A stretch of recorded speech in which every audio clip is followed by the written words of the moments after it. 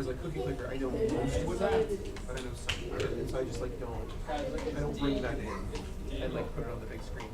And whenever there's like a bunch of kids here and you come over and ask when we all want to play Save Kids, because it's usually when you. I have no idea. I'm like, no, not gonna do it. Wrong time, because that's when like very simple over. That's when the very.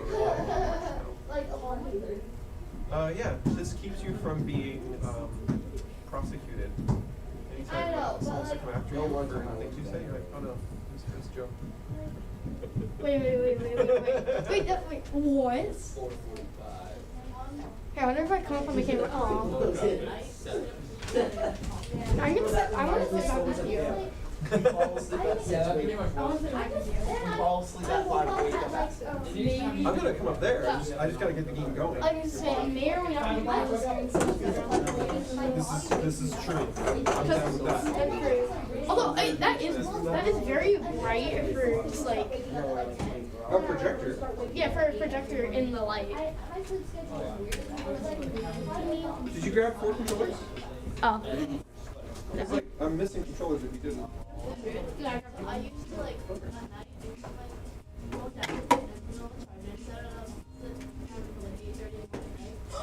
this morning I went down and my phone wasn't there.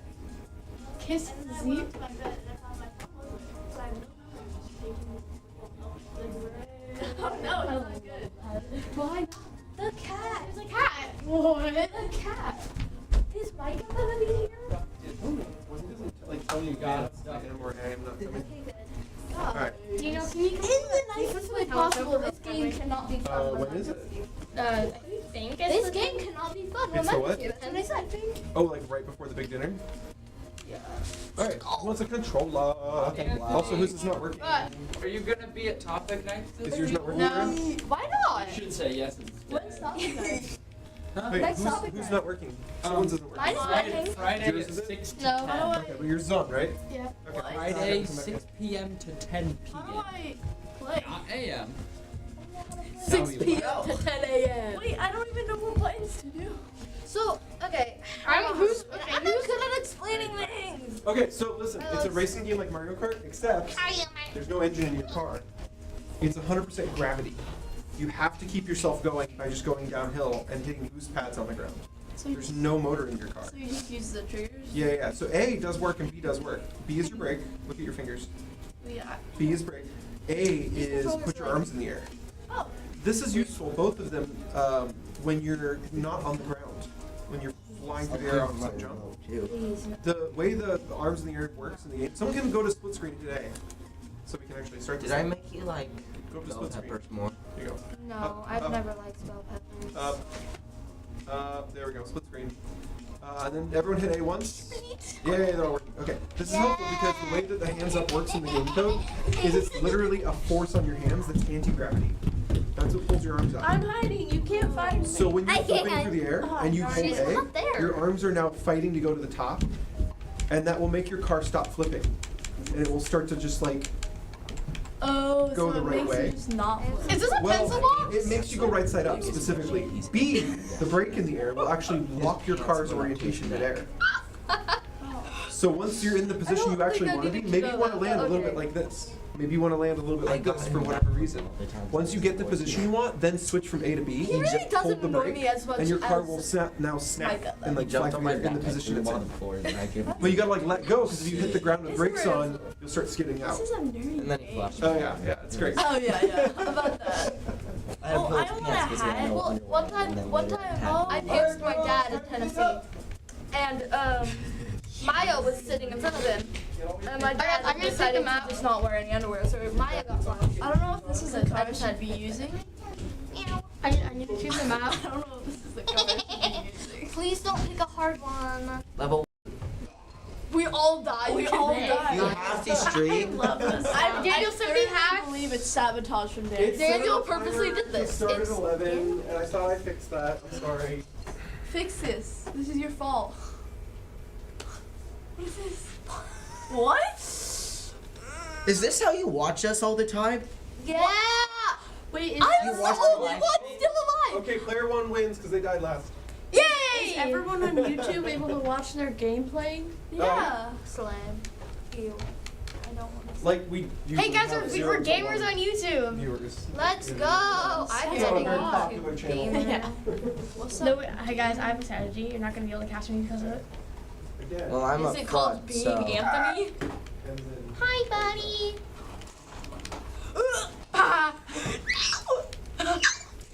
I ran off the track. Danger! Oh no! Oh no! I'm still alive! Guys, how do I? get your I'm job. still. Let's go. No. Guys, I think I died. I went the wrong way. Also, there goes my car. Let's go. Guys, this is a dookie level. I went the wrong way. I went the wrong way. I didn't realize you're supposed to James, turn. Emma, you do not get to watch. This game is doggy water. No, You're it's doggy stupid. water. Oh wait, I keep forgetting dog. which one. I am This- wet dog. That's the worst. That was my smell gamer ever. tag for like 2 years. Doggy It was water? wet dog. No, it was wet dog, but then like I forgot what happened. My account, like something happened to it, so then I had to change my name and like get a new account. So I lost all my progress, and it was kind of sad. It was just wet dog. Oh, I'm still going. Yeah, Logan's name it was Fat Bus, but then it's now Revenge of Fat Bus, and so many people in chat are like, Revenge of Fat Bus. And it's like not that funny, but Logan's just randomly like, another person last night was like, Revenge of Fat Oh, Bus. there goes my So wheels. funny. Hey guys, I'm a coffin. I'm a coffin. Let's go. What do you That think is level? Hey, I won that one. This level. My gamer tag for a few years was Martin Ding Ding. I don't even know What? how I got Martin Ding Ding, but that was my gamer tag. I remember because when we would play Smash Bros up here on the TV. Guys, stop ramming you. It was either that or Guys. Little Owl. Guys, I get to I'm the watch French fry. Spider-Man in theaters tomorrow. I'm on the bottom right. Which one? There's like The only good one, Wow, the okay. Amazing Spider-Man, Okay. Andrew Garfield. Okay, who plowed me? Definitely. I don't know. I died. I fell off the edge. I didn't do anything. I don't like this level. Guys. This level's scary. Guys. Oh, guys. Go back. No. Well, not that way. Just kill yourself, Kira. That's not me. Yes, it is. That's no, it's not. Oh, I okay. wonder if I'm Ansel's blue. butt hurts. What? I wonder. I wonder. I cannot take that. I wonder. Bro. He bounced I was singing that so much. Okay, who's trying to wrestle me? So last night, Wait, who's it the was Bruce player too? Matthew's birthday. I don't know. All I know is I'm blue and people don't like blue. Grace does not like me when playing this game. Oh my goodness. Who? Grace. I gave an Ansel So it's like legend whoever's to that. blue, like Like, stop. oh, wait, actually? Yo, Like all of it? Or no, wait, what? You didn't hit that purple. He had the hardware on, so I had Hey, to I'm still on it! Elbows are guys! That's Elbows cool. are guys! Who else? Let's go. Everyone. Bella. And then later on we got Alan, Flash. I'm going, don't worry guys. Well, I got Surrounded Flash. you. Y'all saw the butt. I got what? Okay, anyways, I don't let's think change this. anybody. What? What? How does that work? What again? Guys, can we do like a better level? Yeah. I want a different one because this one I You guys keep are all dying. doing This great. one, This one is like dookie because you don't know where to go. Guys, This is stop. easy Who fun. keeps ramming me? I don't like this game. Are those It's like literally dog darts water. flying out of Your dog people? water. Darts? No, it's just I the like- air. Bro, it's our speed. The air is spiky. Yo! Trick shot. Oh my gosh! Yes! I hit the wall and it bounced me back and now I'm going backwards. Okay. I don't like this game anymore. No, double I never flip. liked this game in general. It's so good. Like guys, I'm just too good. Yeah, I landed though, so I'm still happy. I love this game. And I drive off into the sunset. No. Okay, different one now. No, I need to finish. What? Oh, That was imagine. Imagine. Uspy. I like may or may not have Where'd like she blue. go? I wonder what would happen if I took out the battery pack. So She then I did disappeared. that. What? What? Just do that! Like, yay! Guys, what Like, happened? Daniel, Kira sabotaged. I didn't! What? Guys, everyone's sabotaging. His computer's like. We're not supposed to mess with his computer. Yeah. Right. You're gonna get grounded. Like his It's daughter. just Punished. What's up? They are? Yes, I love Krista. Huh? Krista. Did I sound like I was sassing Liam last night? To be honest, I only paid attention to That's awesome. Sparky, Caleb, and Krista. Ansel. Krista, That was my whole goal. I like your fit. Hit the nay-nay. What? I like your fit. Hit the nay-nay. I like your fit. Hit the nay-nay. That. I'm not- Oh, this? Yeah. No. Daniel! He's always gone when you need him. Well, yeah, exactly. Oh, you got a different one? No, I have this one. Well, you got a different Oh, one. do a trick. This one. I don't want to have more than one yo-yo. I'll go see if anyone's sitting on the stairs. Daniel! People. Guys. Daniel, I want to Guys. Where? Oh, you fart. Don't- Your hands are freezing. Don't leave! You such a dog. Everybody's sitting, sorry. Nobody looks. I'll be back. Okay. I feel like your shoulders let all of them disappear. Yeah.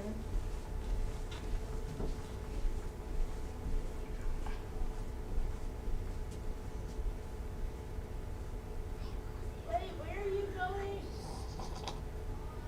I don't think I'm supposed to let you guys just disappear.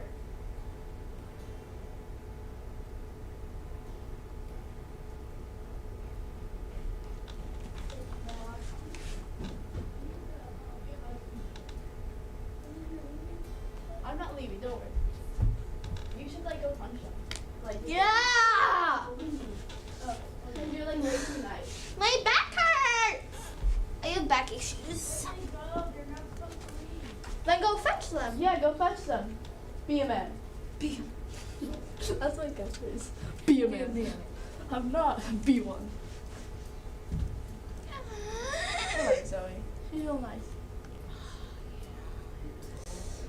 Yeah, why do you say that? Why do you like house all the time. Did Victoria ever see the night at your house? Something like that, right? Okay. My mom Bro, was lying. it's on her- Why would she lie?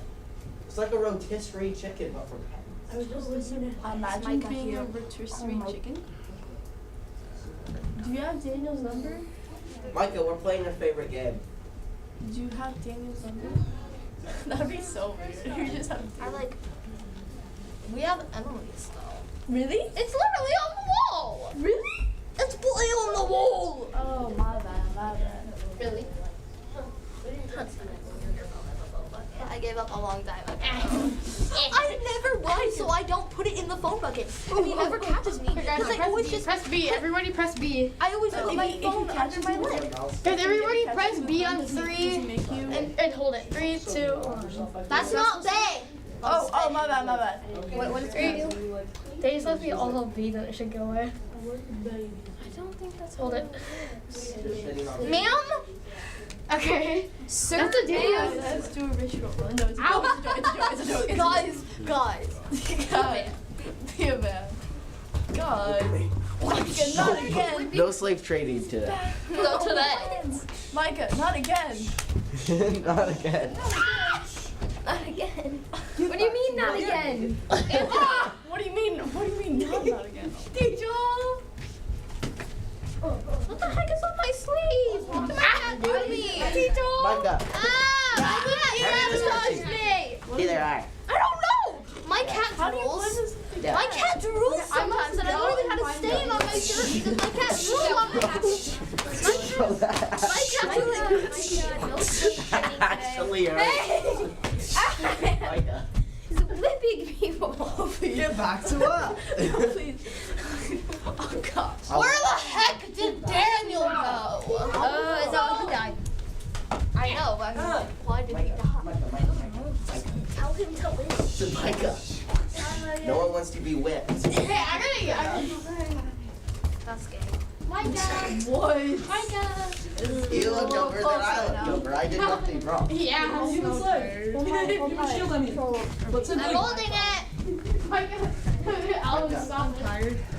Alan! Let go of it. No, it's mine. You're whipping everyone with it. Yeah. You bored me with it, Guys. and then you whipped it out. What? What? What? Oh. I did nothing. Okay. Pause. I don't like that. I don't really like that. We need it. Can I play something out? What am I doing? Yo. There we go. Mine. Oh, Got it? What the Okay. What the stupid got? No, my Micah, get out of the kitchen. That was the point of doing it. Next time I'll do it. They were better than Oh yeah. her name made, but I know I can't. You're a poopy head. You're Daniel the game broke. It was Micah. It was all Micah. Okay, okay. It's still not working. Daniel. And this is Just calm down. Micah, stop. We're all gonna live. No, we're not. Michael's we're whipping not. people. And Michael went Micah, in the Micah, kitchen. please no more whipping. Yeah, Well, okay, yeah, Alan was coming after me, so I. No, that's a good reason to talk to a leader. No. That's a good reason to talk to. Well, You just said you had mental. self-defense. You see what I'm saying? Self-defense and going after people with a whip are not the same thing. No. They're not. You can't, Well- you can't change that. Anthony is a redhead. Yeah. that's racist. That's like no, That's that's not Harris. racist. That's Harris. It's prejudice. It's prejudice. That is Harris. You are a terrorist. Hey, Sigma, are there any? Alright, sorry guys, it's your time. Chat. Wow. Cat. Why is there a cat? That looks like a hot dog. Daniel. So we gotta do it. I was planning on dyeing my hair purple It doesn't work today, with but I mine. didn't. Don't. I didn't. Micah, just shave your Burn head shoes on. and Yeah, go just cry. straight buzz cut. Just straight up You just can't move get a it? buzz cut. Nope. That is so funny. You just walk in. I'll buzz cut this quick, like a little purple hairs on my head. Did you actually emote? Alright, try now. No. Wait, Micah. Here, you hit back. Maybe if I click play. Okay, your hair's actually brown. Just wanna be. No, you My have hair's actually what? Press the split screen. Because you're actually not here. I hope. Yeah, it does. Oh, there we go. Okay. What the signal? I'm gonna be. Oh wait. Actually, according to Isaiah, it's actually what the stigma. I'm starting to. Oh yeah, I'll be dude around. Wait. Yeah, it's stigma. How does the Guys, I'm very aerodynamic. This is big. This is average. According to Aiden, it's actually ligma. I am Ligma. I am No, Ligma. don't answer that. Hey, I got Ligma in Infinitecraft. No. I also got Elon. I also got Elon. I got Iron Thinking Source Rex in Infinitecraft. And Okay, Anthony, you cannot pick the level. Sophia the. no, but I'm my own. Anthony, I don't know how I know that much. I don't know how. I was not watching people. Yes, you were. Anthony, it's gonna be my pick One. one. Show them all You that think I good one? We all saw it. Pick one that we can all pick. Where is? I don't like this level. Turn Alright it guys, off. ready for a U-turn? Pretty easy. What do you mean? Oh, I thought that was like. Bruh. Wait, what? No! See, this level's not fun. No! Wait, are you the one who threw this? Yeah. Mom, I just hit my name with a hole in it. No! I didn't have enough speed! I took the turn twos off Okay, and I went too player fast. 2, you should hurry up and press Y. Die. Oh yeah, you can press Y to quit. You didn't get any checkpoints, so even if you make it to the end, you do. I'm the only one who got a checkpoint. You're a doo-doo pee-pee. What? You Oh. guys gotta like play different times. Excuse me? Oh, That wasn't looking! Yeah, gang gang. Oh, I'm actually so good. Yes, I do. I didn't. What the heck is up with the camera? I know that's what happened to me. The camera was kind of skibbity, to be honest. I didn't make it up that. How did Why is the camera doing that? No, Wait. sorry, Pink Cat.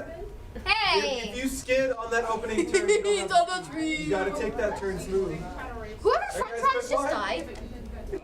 What? Why? Nobody has I enough was the speed for last that one turn. alive. I just want- Maybe pick a different level. Ow. I'll be nicer to friends. Okay, that is not something to brag about. It is something about. Imagine Guys, who the heck is I was Banana? the last I'm one. bro. What? Like if you get to oh my gosh. Oh my gosh! Wait. No, it's not. Bella, It's you were part of a speed. mystery You need to murder. be You go to speed. heaven. You the brag to God. Yes, I I'm was the the banana. last one. They were like, I did it! Yay! I was remain the innocent last. because I'll be the last Daniel, one. I did it! Expected to kill you. How do I do it, guys? This is rigged. It don't work. I'm gonna say this. Is rigged. Banana. Who the heck is Banana? I'm banana. Stop, Banana. He's taking shortcuts. No, it's the same part over again. Hacks. Hacks. Bro, he was hacking. I'm great at this Can guy. we stop playing this level? No. Yeah, this level's not fun. Yeah, this level is actually kind of good. Wait, I mean, no. No, wait, I mean no. You're like confused, like, oh, this level's not good. Wait, no, actually, I meant it's bad. Yo, it's Speed! I got speed! Okay, after I finish She this. is a bird. I know, it's Emily is literally a bird. No, I'm still She's a bird. Who's a bird? Who's But not like that. Called you in the middle of the night and started screaming caca at you. First, The heck is banana? I'm banana.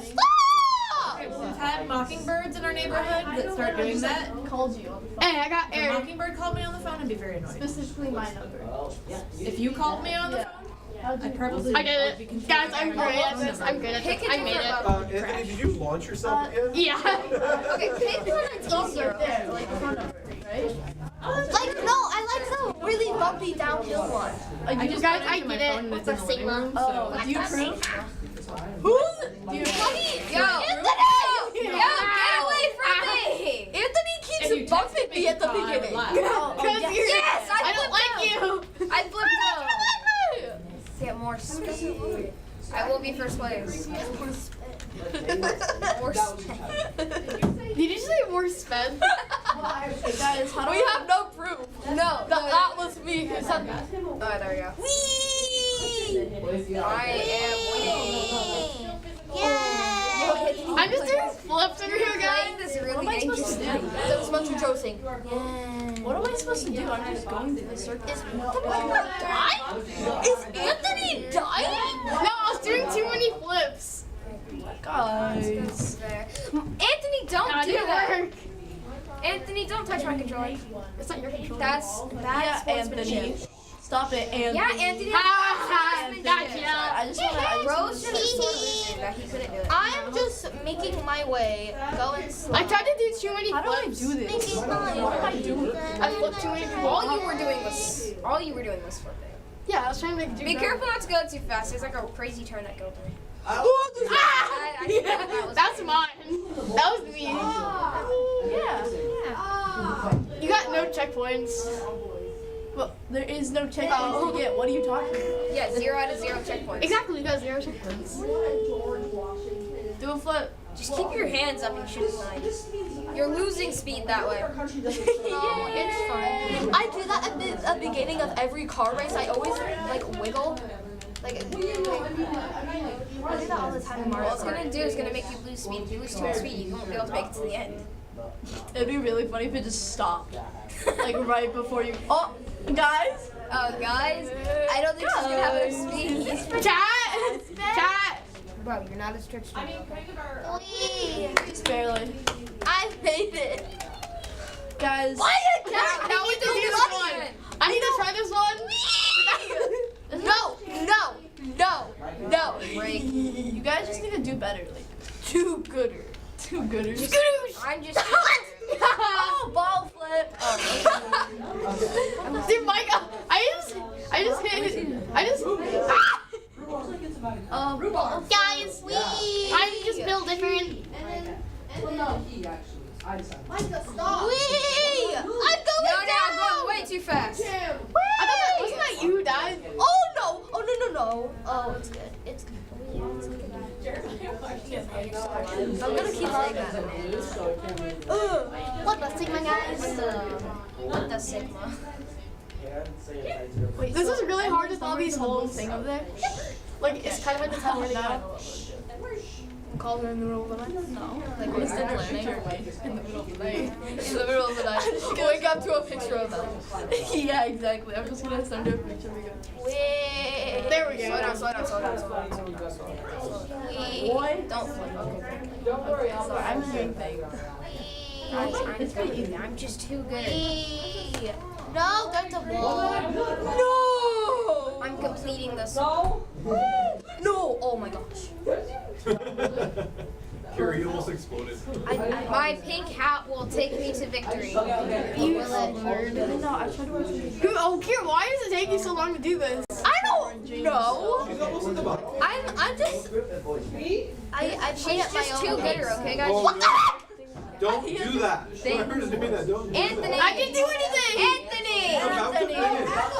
Anthony wants me to die. Anthony! I didn't do anything. I'm not too slow. You got it. Yeah, no, you have that. I I really want to just like slow down. Stops us. I've done that before, like on All right, Mario Kart. I guys, just it is slow time. down. No, one more. Bible. No, one more. No, one round of Tricky Towers. No. What are we doing this? Yeah, exactly. No. Put it on the shelf. No, can I keep the controller? No. No, you should keep it. Bella! Where's my shirt? It's in my bag. Is it purple? Yeah. Exactly. That's why you keep it. Bella! My hip still hurts. I don't want to. What the heck? No, just a yo-yo. It says from you. That's okay. Mine will find it. Alright, guys, grab the last. I love how I put you on. Bro, What the heck? What the Sigma? Bro, you have to think here. I have the Bible memorized. Alan was sitting. No, you don't. How do you know? You're such a liar, Anthony. You do not have the Bible You memorized. can sit anywhere. I'm taking it. That's so smart. Oh, that makes more I just woke up. What that Sigma, guys? The video games are so No, she's sleeping on the couch. So if I get up in the morning, I can't do it. Normally, I sleep on the floor. No, I know, but I mean, like, the door is loud and clicky, and it's just awkward when you're just sitting there playing sports. Yeah, but it's just awkward when you're sitting an Xbox. It's awkward when you're I sitting saw that there. last night. Face is kind of skippy. Y'all is skibbity. No, it's not. Guys, look at me. Okay, you're my slave now, you. Hey, you're the one who dyed his hair red. What was it? Okay. Yeah, but mine is absolutely not natural. Mine is absolutely not. Okay, this is kind of skibbity. It is not that one. Like, What did it? Mine. Okay, hold on. And now they're sticking their fingers through it. hey! Come on now. Oh my god, stop being so stupid. Stop being Micah. Yeah, stop.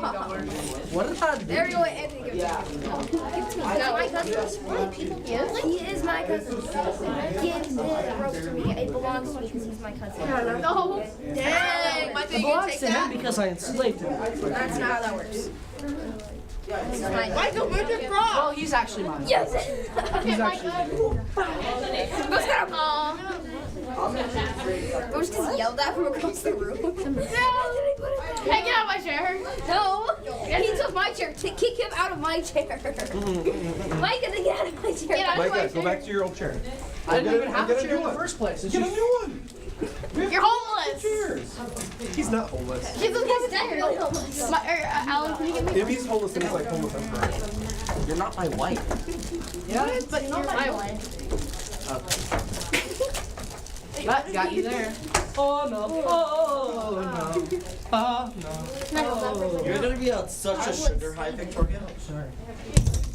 I know. That wasn't nice. You say you're sorry? Can a slave and Friday it wasn't that sugar high. Because you gave most of the stuff to me and Micah. Couldn't eat it all. That was the point of spending that much money, even though I enjoyed eating it.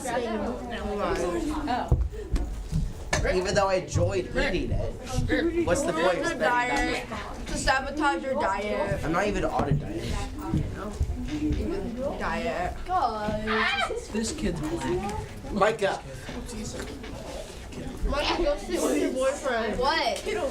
Micah, no. No, it belongs to me. Oh, no, Yes. Anthony, I will destroy you. You're the midget. You're Punch him in the face. Get him. Alright, guys, I'm gonna go ahead and take the scrunchies away. Well, okay, that's mine, and I've been trying to get it back. That's really sad. You have not been trying to get it back. You can put it in the phone bucket, but just don't. I'll win. Probably. Probably. Wait, I think Can't that's leave not them phone. Second Chronicles, chapter 26. It's not a phone. Alright, we're going to 2 Corinthians. Second Chronicles. 2 Corinthians. I am. Or Chronicles. No, or Chronicles. no. It's the same thing. Carter. And if it's Not not all the the same thing, same then why are you saying anything different? They're not the same. Okay, so chapter 26. Oh my goodness. You feel your ears ears pop? Because I just My Did God. that just poke out? did Emily not tell you? She did, but I didn't read the text till you were already here, and then when she walked in, I finally looked at my phone. I was like bringing the girls to church downstairs and everything. So I wasn't like, paying attention to my phone for those few minutes when she texted me. But you got here, so that's what counts. Yeah, I had to get ready in 5 I am minutes. yacht. That's what. Huh? Way to draw attention to it. Yeah. She brought it up. She said I just woke up. Wait, did you even brush your hair? Yeah. Why? I don't know. Not a long time. In 5 minutes. Okay, Alan, sit down. Sit down. I Sit get down. ready in 5 minutes. We're not gonna call anyone out for their hair this morning. Least of all, I never. someone like Alan, where one side's up and one side's. Well, I have a callus. Oh, okay. Brush my hair today. Cowlick? Brush my hair. Yeah, callus. Ah, yeah. Callus is very different from cowlick. But what if I get ready? Your hair looks well brushed. Don't even worry about it. Alan couldn't even tell. No. I was just like. I brushed my hair, brushed my teeth, got dressed, hair, makeup, and costume. Dude, you could be in the paratroops, right? It could do takes it. me 3 minutes to get dressed. I sit on the couch and then I stop and then I put on my shoes and get up. Just because Alan has a robot that like slips all of his clothing articles on at one time from every direction, Probably does. you know, doesn't mean the rest of us can get dressed that fast. It's just not how it works for all of us. We're not all living in the Jetsons. All right, so we are in the book of 2nd Chronicles. You guys know the drill. It is a history book. We are pretty far along in it. I don't think there's anyone truly new here. Carter hasn't been in a while. Anthony hasn't been in a while. And Tony. But you've been here at least in 2nd Chronicles. 'Cause we're in like 26 now. It's been a few weeks. I don't know. The last time I think we were here, we were in like 16 or something. Yeah, I believe it. We've done a few chapters together. There's been a few weeks where it's like 2 or chapters at a time or 3 chapters at a time. But mostly I've been trying to break them out because they're each about a different king. So like tackle one king So each chapter. at a time. Next week, I think it's another one king, and then I think the week after that it'll be 2 chapters for one king. So like speed it up on that week. But yeah, so today we're just doing chapter 26, and we're looking at Uzziah. Now, depending on your translation, he will have different names. His name in history got respelled. There's actually a lot of names like that. Names of places and names of people get respelled pretty frequently. So for instance, we say Jesus, but they probably didn't say Jesus. No, that's Spanish. They didn't speak that either. They probably didn't say Jesus in the 1st century. They probably said Yeshua, and it would have been spelled a lot more like Joshua. Oh yeah. And so this is another instance of a name changing form over time, and it tries to keep the same spelling despite a language change. That's a weird thing that happens when you give enough time to something. It doesn't happen in short amounts of time, right? Respelling something because you're switching languages now. The whole world has decided on new languages that are going to be the common languages. Since we had Greek, since we had Aramaic, those were the ones being spoken around Jesus' day. Then after that, the Roman Empire introduced Latin. Now the Roman Empire already existed in Jesus' day, but they didn't speak Latin yet. They were still speaking Greek as a holdover from the Greek Empire. The Greco-Roman Empire was like a slowly transforming thing. And then you get to Latin, and eventually a lot of biblical stuff goes to German before it gets to English. So there was a lot of weird changes, and you're still trying to say the same dude's name on the page, but now you're a Latin speaker reading what's on the page, and then you're a German speaker reading what's on the page, and now you're an English speaker reading what's on the page. And even English went through Old English before it got to this English. Old English is so different from modern English that when you read original copies of like Romeo and Juliet, they're almost unreadable. They have to be updated for modern readers because it's so different the way they wrote their letters. Their letters don't look the same as our letters. If you see a handwritten copy of anything, or even printed that copies their old handwriting, it doesn't even look like English on half the letters. So we keep on changing these things. So yeah, Jesus' name is different. Uzziah's name, totally different. You might see Amaziah. There's one with an L too, but it's the same dude. And we can tell because he has the same length of reign. He's the son of the same guy. He was the same in the order of kings. But yeah, in certain texts, we see his name spelled completely differently. It still has a similar cadence though. Number of syllables, where the vowels land, all that stuff. But they changed the way they would spell the same sounds. Very, very weird thing, but you don't really get that unless thousands of years stack on top of something historical like this. So yeah, but he started reigning pretty darn early. You guys remember what happened to the last king? Constipation. No, that's a few back. That's just our favorite. That was the scorpions. It's clearly the class favorite, yeah. Not being whipped with scorpions, not constipation, not being pushed out a window.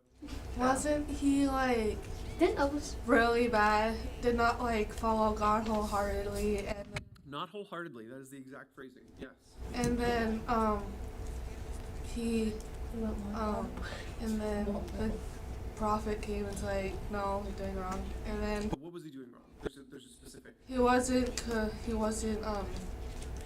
he was taking down the gods, and he did not, and He went to war, he beat some bad guys. oh yeah, He took their idols. oh yeah, that's right. Yeah. He made a womp womp. No womp womps. He made a bad decision. Well, yes, duh. The which kind is really what we're after here. So he brings home those idols and he sets up those idols. And Lachish was one of the places where the idols were really popular. It's not where the temple was. It's away from Jerusalem a bit. And this became a place to go and worship idols. And the king was down with it. He was fine with it. Eventually, the whole nation started to slip. Things got worse and worse. People blamed the king. They thought, if he's worshiping idols, God's not going to bless us. And they were right. And so there's actually a plot to assassinate him, and so he moves out of the capital, goes and lives in Lachish where the idols are popular, and continues to worship idols there.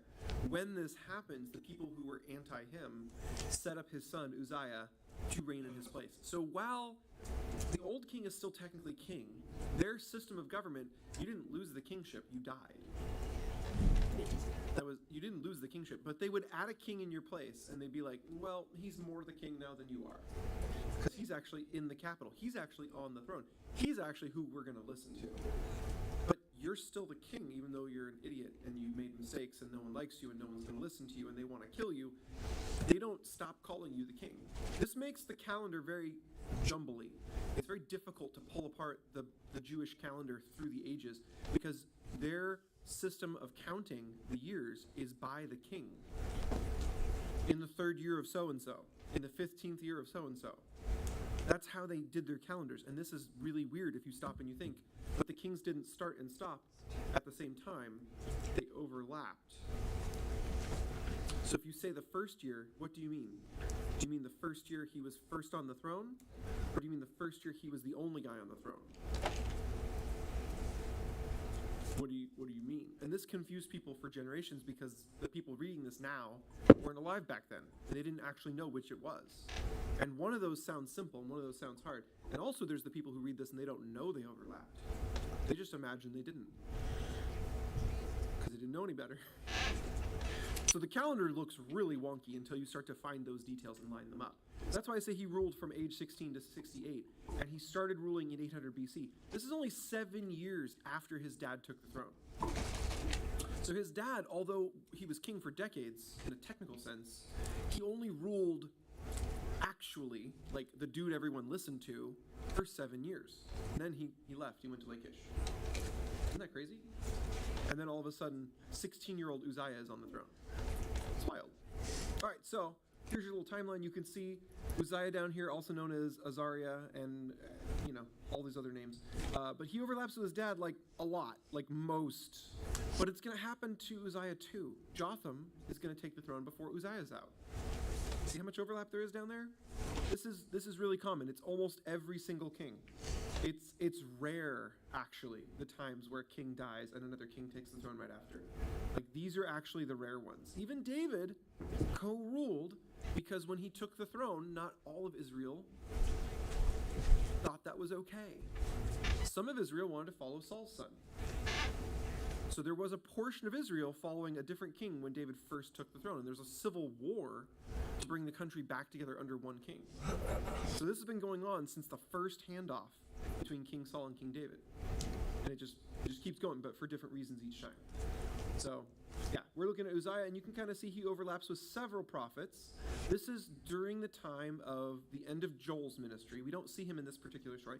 We do see a prophet named Zechariah, but he's not this Zechariah. Zechariah is actually a pretty popular name. We've already seen a Zechariah come and go, like in this book, and he's dead now. Now there's going to be another Zechariah, and then there's the actual book of Zechariah, which is like a third Zechariah. It's not even the same guy. It's a very popular name. It's like Steve. It's also during the reign, or not the reign, we're talking about prophets. It's also during the ministry of the prophet Amos. And most famous is the prophet Jonah. But Jonah didn't minister to the southern kingdom very much. It was almost not at all. He was mostly working up in the northern kingdom, and then he's most famous for going to the nation that would one day judge the northern kingdom. One day the Assyrians would be the ones who come and wipe out the northern kingdom. But at this point in history that we're looking at today is when Jonah is actually sent to the Assyrians to tell the Assyrians, if you don't shape up, God will wipe you out. And the fact that they turned, the fact that they repented when Jonah went to them in Nineveh, their capital city, is the reason they survived to become the nation that God would send against the northern tribes and to judge those northern tribes. If they didn't repent, God would have had to pick someone else. And it might have even been the case that the northern tribes would have had longer if God needed to wait for another kingdom to arise that could take them out. But they did repent when Jonah went to them, and that's why they survived, and that's why they were able to go and take over the northern kingdom. The problem was when they took over the northern kingdom and they kidnapped those people, they didn't do it to the degree that God commanded them to, and then stop. They went too far. They took delight in it. They tortured. They were cruel. And because they did that, then God judged them too, in turn. They were destroyed at a later date. So Assyria escaped punishment back here, was the northern kingdom's punishment, but then goes sour again over the next couple generations, and then they're punished. It's kind of crazy, right? God judges these whole nations, and it's really only a few generations apart. You can kind of count the kings down here. This isn't thousands of years anymore. We're dealing in the hundreds now in this last period, before eventually the southern kingdom's going to get judged. But you can tell now, look at where his reign ends. We're going to get to the end of Uzziah's reign a little bit this week, a little bit next week. You're getting real close to the end of the northern kingdom. There's just a sliver of time left for the northern kingdom. And so prophets like Amos, Jonah, Hosea are going to the northern kingdom as like a last ditch. If you don't turn, it's over. If you don't turn, it's over. But based on the color chart, like of good king, bad king, you can tell all these kings up here are all in red. They're not gonna turn. They're not gonna do it. Yeah, Anthony. Does green mean even better than blue? So the prophet color code is totally different from the king color code. I apologize for any confusion there. I didn't put a key on this. It's already such a full thing. I could probably put a key up here. There's a little dead space up there. I can put it in. So the prophets are color coded in three colors. There's green, didn't write a book. There's blue, minor prophet, meaning short book. And there's purple, meaning major prophet or long book. It's not actually to do with the style of prophet they were or how their ministry worked. It's purely based on the books we have from them or that we don't have from them. So Elisha and Elijah, we actually read about them, but we read about them like from a third-party perspective.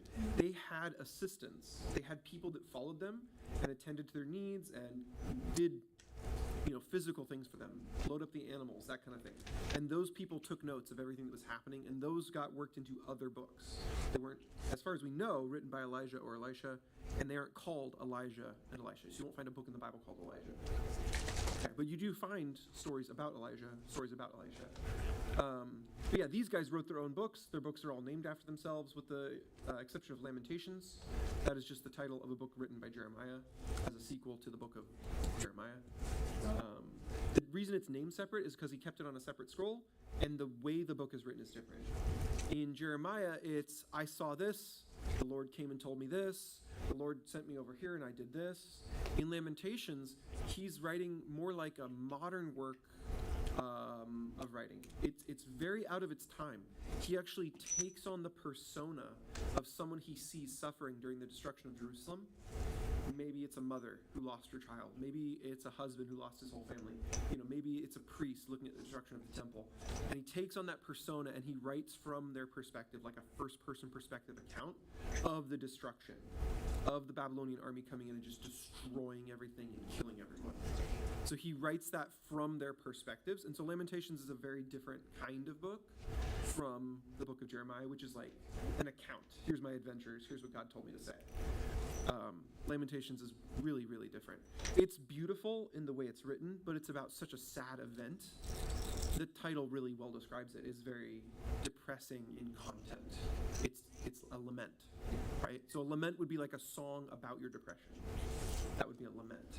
And And so he goes through chapter by chapter from different perspectives and tells all this stuff. So I give you this extra history because we're getting to this period of prophets, and the prophets' writings are probably some of the least read writings by modern-day Christians. A lot of modern-day Christians skip over minor prophets, major prophets.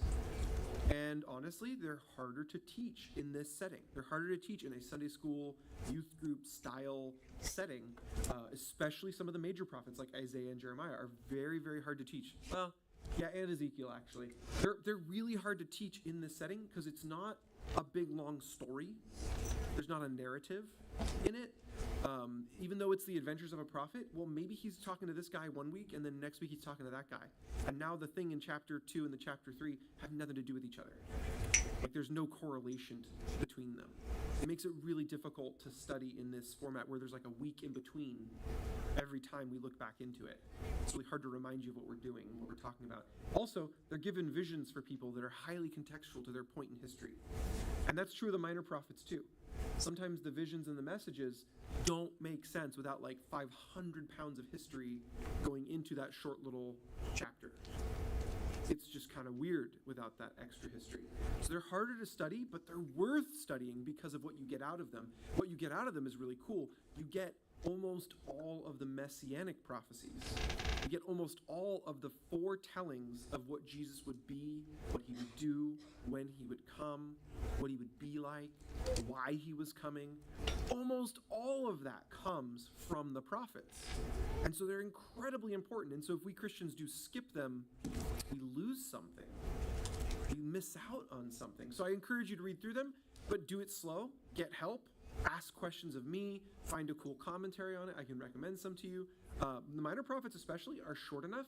You can read them in one sitting. Some of them are really, really short. There's a few that are like actually 12 chapters long. I don't even know why they're called minor. Most of them, though, are like 1 or 2 chapters. They're really short. And so you can read the whole thing, go, what the heck was that? Ask your questions, write down what you don't get, and you can actually figure it out in a pretty short amount of time because they're so small. Things like Ezekiel, Isaiah, Jeremiah are all really, really good, but they're really, really big. They are a monumental task. It will take you weeks to go through them.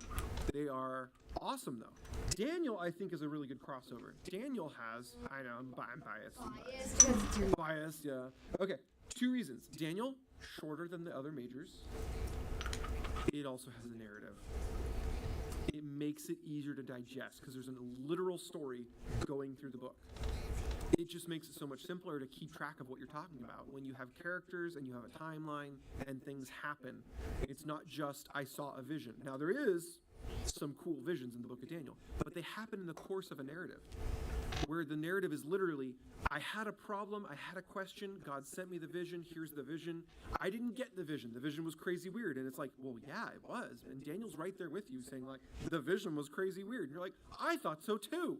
And then he talks to the angel, he's like, angel, what the heck was that? And the angel's like, I know, it was confusing, right? Yeah, let me explain it to you. So much easier to digest than the other ones. It's really nice. Now, in some of the other visions you get in like Ezekiel, you will get an explanation. It's usually just as confusing as the vision itself. So it's a harder book to go through, okay? Daniel is a nice little gateway. It lets you in to the story, nice and slow. It's the story of a guy who gets taken captive by the Babylonians when they attack and destroy Jerusalem. So you start out with this kid. He's a teenager like you. And during the war, they're all told by the prophets who were there at the time, like Jeremiah, if you surrender to the Babylonians, God will protect you.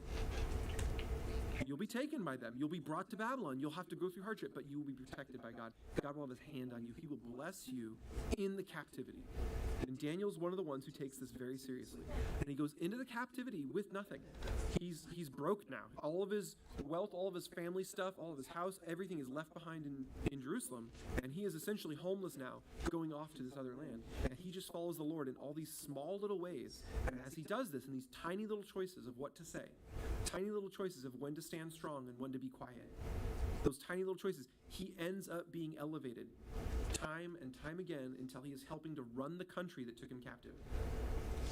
It's a wild story, but it starts with a teenager. And then he just continues the story. I mean, the book goes all the way till he's an old man, and it's a pretty short book.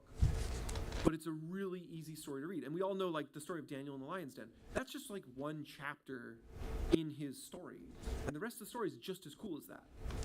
So it's easily worth the read. Easily worth the read. I say all this because some of these kings get a little bit boring. Some of the best parts are actually out here in these prophets and what they write and what they go through and what they say. It's just less of a narrative, so it can be a little harder to dive into. But it's worth diving into. And so I would say this week, go back and read Jonah and put him into your timeline mentally with what we're reading today. He is right in line with the king we're talking about today. Okay, so let's jump in. Chapter 26, verses 1 through 5. All the people of Judah had crowned Amaziah's 16-year-old son, Uzziah, as king in place of his father. After his father's death, now pause for a second, that is several decades. That little sentence right there where it's like they crowned him, and after his father's death, like you just leap like through a few decades of time. Okay, because in one sentence, because he took the throne when he was like 16, but then his dad stays in Lachish and is alive and is still technically also the king for over 10 years. Does that make sense? So if you don't have the timeline up in front of you, you'll miss it. It's like, so he's still 16, right? Nope, we're past that. Years have gone by. Years have gone by. He's now like 80. Not 80, just like, late 20s, early 30s. Okay. After his father's death, Uzziah rebuilt the town of Elath and restored it to Judah. Now, why did that take till after his father's death? Because when you're sharing the throne with someone, big, giant moves, huge decisions are a little harder to do. They're harder to enact. To actually commit to them and do the thing you want to do.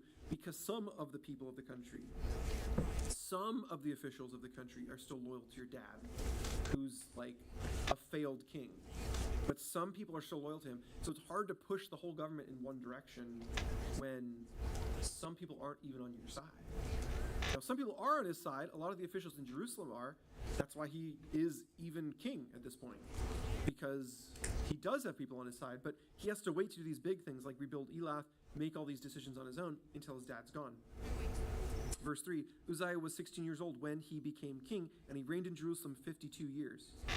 His mother was Jecoliah from Jerusalem. He did what was pleasing in the Lord's sight, just as his father Amaziah had done. That's a past tense statement. There was a time when his dad was following the Lord for all of 6 years. Not a very long time in the grand scheme of things. Uzziah sought God during the days of Zechariah, who taught him to fear God. And as long as the king sought guidance from the Lord, God gave him success. So there's this priest named Zechariah. When Zechariah is around, Uzziah is doing the right thing. But Zechariah is way older than Uzziah. So eventually Zechariah dies first. He dies before Uzziah does. And now that Zechariah is not there, it's harder to stand up and do the right thing. We've already seen this 2 generations ago. This exact thing happened. There's this young boy who was kept alive in the temple, raised by the high priest. The high priest gets the evil queen killed and puts this young boy on the throne. And the young boy, as long as that priest guy was alive, who he looked up to like a father, kept doing the right thing, the right thing, the right thing. The second that priest died, now that priest's son is like an older brother to the king now. As soon as that guy becomes the high priest, the king starts to go his own way. Starts to make his own path apart from God, and he doesn't check in with his older brother, the priest, for what's right and what's wrong. He just makes up his own mind. And when his older brother tries to put his foot down, tries to lead people in the right direction, the king gets mad at him, has him killed. This is just 2 generations ago. It's like the same thing over again. A king, a governmental ruler, someone in charge of the people, needs a spiritual leader to keep his head on straight. He needs to be on a good path spiritually, or it's not going to go well for him. He's going to start to slip. He's going to start to make decisions like he's the ultimate authority, and that's really the issue. When a king thinks, I am ultimately in charge, there's no one above me, he will mess up. It's not a question of if, it's only a question of when. When a king knows God is in charge of me, there is someone above me, there is a greater power, a greater authority than myself, then he actually stands a chance. He can actually lead properly for long periods of time. But as soon as you think you are the ultimate authority, you're done. That's it. There's really no hope for you. It's just a ticking time bomb. You're going to mess up now. And so that's what we see from Uzziah. So Uzziah declares war on the Philistines. Now this isn't wrong yet. He hasn't gone wrong yet. We're just sort of setting the stage for where he slips. He declares war on the Philistines. Now the Philistines have had the coastland over here for quite some time. This area called Philistia. And this has been a problem since day one. Like, this is back in Judges. This is King Saul time. This is King David time. The Philistines were a problem. Goliath, he was a Philistine, okay? The battle between Goliath and David took place right on the border between the capital, one of the Philistine capitals. They didn't have a top-down government like Israel had, like most countries have now. They had a city-state government. They were just a collection of city-states. So Gath was one of their capitals. That's where Goliath was from. Jerusalem's the capital of Israel. And so you can see, like, on the road between the two is where the fight between David and Goliath takes place. That was the Philistines, and it's been a problem ever since. They've never fully defeated the Philistines. Does anyone remember why? We learned this, like, way back. Back when, like, David and Goliath were on the screen every week. This is ways back. Because they were scared. Not always. Sometimes that's true. That was true in some of the battles. Why couldn't they fully defeat the Philistines? There's a reason why, even if they beat them militarily, they just come back. Oh, because they have so many people. Not quite. Because they run away on the boats. That's it. He remembered. Nice job, Carter. Yeah, they were a seafaring people. They came originally from an island, and before that, they probably came from the north coast of Africa. These people were seafarers, and the Israelites were not. The Israelites didn't have a navy. They were fishermen, but they fished on, inland bodies of water where the waves never got too big. The Philistines went out on, like, the Mediterranean. They really knew how to go out on, like, ocean-sized waves. They were good at that. Carter, man, you gotta just, like, put that in a pocket and put it behind you. It's like, you were fiddling at first. I'm cool with, like, a little fidget, but, like, now you're throwing it across the room. It's not the same anymore. So they could retreat onto their boats and into the water, and the Israelites would just stand there like, I think we won, right? Yeah, I think we won. That looks like a sound retreat. So they go back home. Like, maybe they'll decide to rebuild some of these Philistine cities at some point. And by the time they come back to Philistia, there's a whole group of Philistines there again. Philistines just wait on the boats. Think they're gone? Yeah. Okay, let's go. They just go back in. Like, what do you do about that? You don't even have boats. And if you do have boats, they're locked up over here in this body of water. Like, you can't do anything. It was terrible, right? So the Philistines, for generations, we're talking hundreds of years, would employ this strategy. Come back, rebuild the cities, build up the armies, get ready for the next fight. And if they ever lose, which they didn't even lose every time, but if they ever lose, just retreat onto the boats, get out of Dodge, wait for everyone to leave, come back in. Just over and over. So there's still a problem. Hundreds of years later, there's still a problem. And they've reclaimed most of their territory. They would keep taking back the same slice of land, even if they lost pieces during certain battles. So he's going to go attack them. Verse 6. He declares war on the Philistines, broke down the walls of Gath, Jabneh, and Ashdod, and then he built new towns in the Ashdod area and in other parts of Philistia. So he's doing a really good job so far. Really, really pushing them back. And God helped him in his wars against the Philistines, his battles with the Arabs of Gur, and his wars with the Meunites. The Meunites paid annual tribute to him, and his fame spread even to Egypt, for he had become very powerful. So, with God on his side, obeying God, worshiping God, he is doing better than most of the recent kings. Most of the recent kings, the most they could claim was they didn't lose when other people attacked them. That was most of what they can claim. Like, yeah, we didn't get destroyed. Huzzah! He's actually going to their old enemies who've taken their territory in the past, who've killed their people in the past, and he's pushing them back. And he's building up new cities. So he's actually expanding the country again. We haven't seen this in most of the kings. Most of the kings did not do this because they didn't have the power. They didn't stay with God long term. Eventually they turned on him and things went downhill. Or they were just too weak. They couldn't do it. I mean, we saw, if you go back a couple generations, there was a king who was like decimated by Egypt. Egypt rolled through and just wiped out everything. And they barely survived. Now he's got fame down in Egypt. They're getting scared of him because he keeps pushing the borders on every side. The reason they listed those three is because they're on three different sides of Judah. It's everyone but the north. The north is the rest of their old country before the split. Northern Israel. So he's pushing the border on the west, the south, and the east. Uzziah built fortified towers in Jerusalem at the corner gate, at the valley gate, and at the angle in the wall. He also constructed forts in the wilderness and dug many water cisterns because he kept great herds of livestock in the foothills of Judah and on the plains. He was also a man who loved the soil. He had many workers who cared for his farms and vineyards, both on the hillsides and in the fertile valleys. Uzziah had an army of well-trained warriors ready to march into battle, unit by unit. This army had been mustered and organized by Jael, the secretary of the army, and his assistant, Messiah. That's a weird name. There's too many vowels.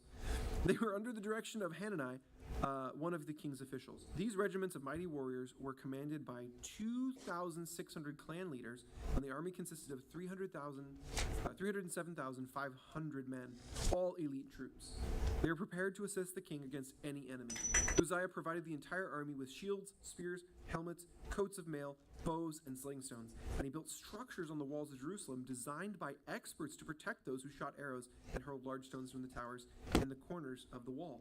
His fame spread far and wide, for the Lord gave him marvelous help, and he became very powerful. This is all going really well, right? This is all great. We don't see anything negative yet. He's with the Lord's with him, and consequently, everything is fantastic. Fantastic. So what could possibly go wrong? He gets leprosy on his forehead. Hey, don't read that part yet, okay?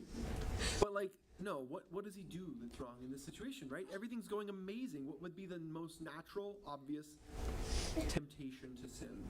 Yeah. He goes against God. But why would he do it? He knows God's with me, that I'm being blessed. What's the most obvious sin when you're on the top of the world? What's the most... Pride. Yeah. I said it first. It is, it's pride. You guys all got it. That's exactly it. So, when you succeed, and then you succeed again, and then you succeed again, it's not hard to start believing you're the reason for your success. It's not hard to do. Do you guys know the story of Bill Gates? No. Nope. I don't even know who Bill Gates is. Really. You sound familiar. I'm not sure what the story was. So, Bill Gates starts up Microsoft with a few friends in a garage. And what they're doing is they're writing code for other computers made by other companies like IBM. And this was a pretty weird thing at the time. At the time, most computers were custom, and the software for them, the operating system, was written by the company that made the computer. Kind of like how Apple does it now, right? A Mac runs Mac OS. That's just how it works. It didn't used to be that way for a small period of time where Windows was the main thing that everyone had, but that was actually unique. There was a standardized platform and everything could run anything. Originally, everyone's thing ran their stuff. That's just the way it was. And so if you wanted a computer, you got the whole package deal. And Microsoft said, what if it was different? What if you could? And so this new model took off like crazy. And his idea and his smarts turned into a fast growing company, hugely outpacing every other company in that space. All the other computer companies were growing way slower than his. Until eventually Microsoft was the big company. And if you were doing business with Microsoft, then you were going to make money. And if Microsoft wouldn't do business with you, you're out. You will lose now. It was a crazy amount of power, and it went to Bill Gates' head. And so he eventually saw Microsoft starting to wane a little, and he thought, I need to do something bigger than Microsoft. So I'm just going to take all my money out of the company. I'm going to walk over here, and I'm going to make a company that just spends money. That's all we do. We just spend money. What the heck is that? I feel like that would make it so you go bankrupt. You would think, right? But he sold his intelligence. He sold his brain. The fact that I'm smarter than everyone else is the product. And he got everyone to give him money so he could spend it. Well, on what? Well, that's the interesting thing. The what you spend it on is basically got to be so incredibly good, so incredibly smart, that other people are willing to just give you money to spend it. Isn't that weird? Fortnite. Okay, so he calls it a nonprofit. Fortnite is free. He calls it a nonprofit, and he spends money to help people, but he remains one of the richest people in the world while he does it. What? So it doesn't make any sense. The math is not. How is he spending money? But he's smart enough, he makes it work. What? Yeah, he makes it work. Man, right now. Oh yeah, he's super old now. He's super old now. But this is where it gets weird. What if he makes a bad decision? What if he makes a mistake? Oh, I know what he's gonna do. He's gonna like try to hide it and pay money. Yeah. Because if you actually make a mistake with everyone else's money, they should get mad at you and take away your money. Like, nope. Yeah, but what if you just pay the people? But if you have enough money in your hands to cover your mistakes from looking like they exist, then you can make it look like you never make mistakes. Yep.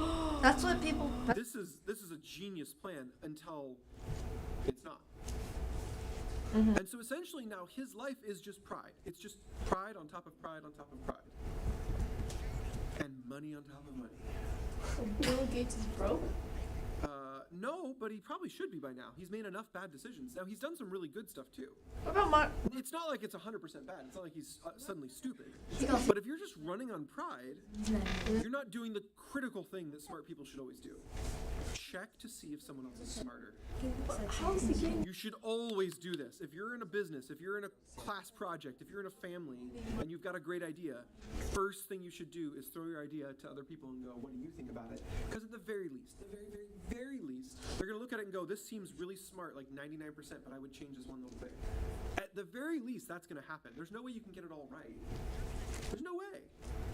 But on the other side, there's also instances where someone goes, wow, that's a great idea. But what if you just like did it like this? And they just take your whole idea and upgrade it. You're like, oh, yeah, that's even better. Now that only happens when you're willing to share control. It only happens when you're willing to listen. It only happens when you're willing to put your pride down and just let the ideas win. But if the pride's always winning, then your idea is always going to win, even if it's not the one that should win. Yeah. So would you help me make a toilet paper company? Yeah.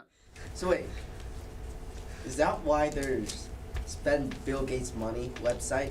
Like there's a whole website just dedicating. I didn't know about that. Like, so like basically it gives you like 100 billion or how much. Oh, it's like a simulator. Like what could you spend that money on? Buy. Oh, that's fun. I like that. You can't actually buy stuff, right? Right. It's like a game. It's like a game. Yeah, You can actually buy something that would be Or awesome. what if? It doesn't make any sense. And does he own Samsung? No. Can you walk How does he around own? What if? Doesn't he what get if like we half of the Apple like product? what if we Bill? Bill didn't start Apple. No, I know, but I'm pretty sure there was something where like Oh, he might have bought a bunch of stock in them. Shut down. or who made Apple, Steve Jobs. Yeah. Well, he's dead now. he like So Bill he Gates was gave him a owning bunch of Apple money at the to moment. start it. Oh, yeah. He may. I have to look into it. Lots of people have that. They have like a starting interest in something, and so they get a bunch of kickback. Tesla shut down and like stopped making like cars. Other than his face. They had to do a big recall, but it was pretty small potatoes. Why did they recall? The Cybertruck had a problem with its gas pedal, where like the rubber cover would slip up and get stuck.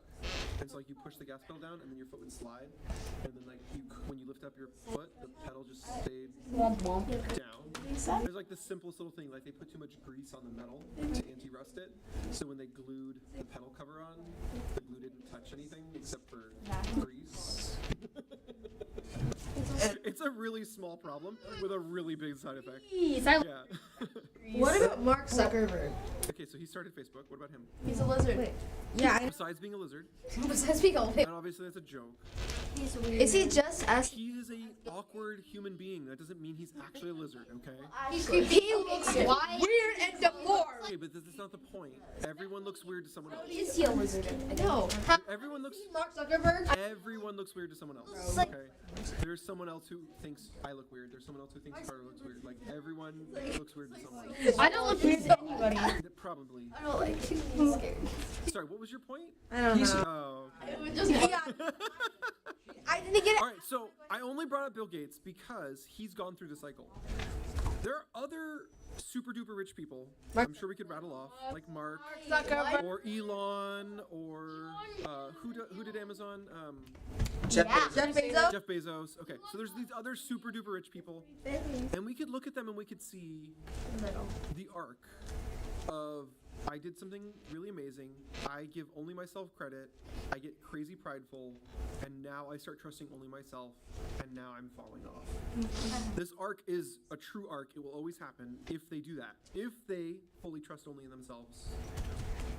so we can start to see, if that's the case, where they are on the arc. It's a timeline. So for each person, they might be somewhere else on the arc. And then there are those rich people who don't only trust themselves. They're actually doing something godly with their money. And that's rare, but it does happen. And so when you watch that, you'll notice they're not on that arc. They're on a slower trajectory. You don't go up quite as fast when you do that, but you don't slip down it quite as easily when you do that. So Mr. Beast. Well, he's not a Christian. He's not a Christian, but his goals are not so oriented that he's fully prideful yet. There is, however, a hint of the full pride you can see pop up in his interviews, and so I'm kind of watching him to see, is he gonna let go of the creative control some of the time and let people in and work as a team and trust people and be part of a unit? Is he maybe going to ever be open to God again? Because I know he started as a Christian. Right. Oh. Yeah, but he let go, and there's a long story behind that we can get to someday. If you guys ever want to put it on a topic night, we can do a Mr. Beast deep dive. Last week, Mr. Beast. We already picked our topics for this year. You guys got to do it next time. Sorry. What if we took a Sunday and did? A Sunday? No, we're not doing a Sunday on Mr. Beast. Sorry, that's like actual sacrilege all of a sudden. Mr. Beast. We're not doing that. But it's interesting to see where he's going to go, because he's still a very young man for being that rich. Most of the rich dudes we all mentioned are not as young as him. Mark, I think, started about that young. He's further along now. You know what I mean? It's Zuckerberg. Zuckerberg. But also, like, I know that he refuses Elon Musk to is like buy pretty fancy stuff because he wants to stay humble. Well, the other thing too is his income right now is huge, but his expenditures are huge, and so he doesn't actually have a giant cushion unless he quits all production and rips all the money out of the production. Does that make sense? Like, his funds are tied into what he's doing 100% of the time. He is not like Bill Gates, who walked away with a giant lump sum. He's not like Mark Zuckerberg, who just owns this gigantic piece in a company that will just keep going without him. Right? So it's a little different on the wealth scale. Right? His wealth is tied up in what he's doing. So he would have to quit and shut off all the channels to walk away with money. Right now, if he keeps doing a show every week, he's basically broke. He just has a lot of money to do the show with. Where's he getting It's money? very different. His money right now is coming from the advertisements. Well, also, His YouTube money is less than what he spends on his videos. That's fun. Mr. Beast Burger. So, yeah, so he has all these products he's doing. He has all these advertisements he sticks in. When he gives out a prize, like when he gives away a Tesla, that's code for Tesla paid for some time in my video, and the car was part of the deal, right? When he gives away something on one of his episodes, like that's a sponsorship deal. That's not just a prize he bought, right? So there's money changing hands besides like YouTube money. That's how he stays afloat. Yeah. So like, when you guys do topic night on Mr. Beast's downfall or whatever, can you please invite me back up? I said deep dive. I didn't say downfall. Downfall in Christianity. Yeah, we'll make it a clickbait title in his honor.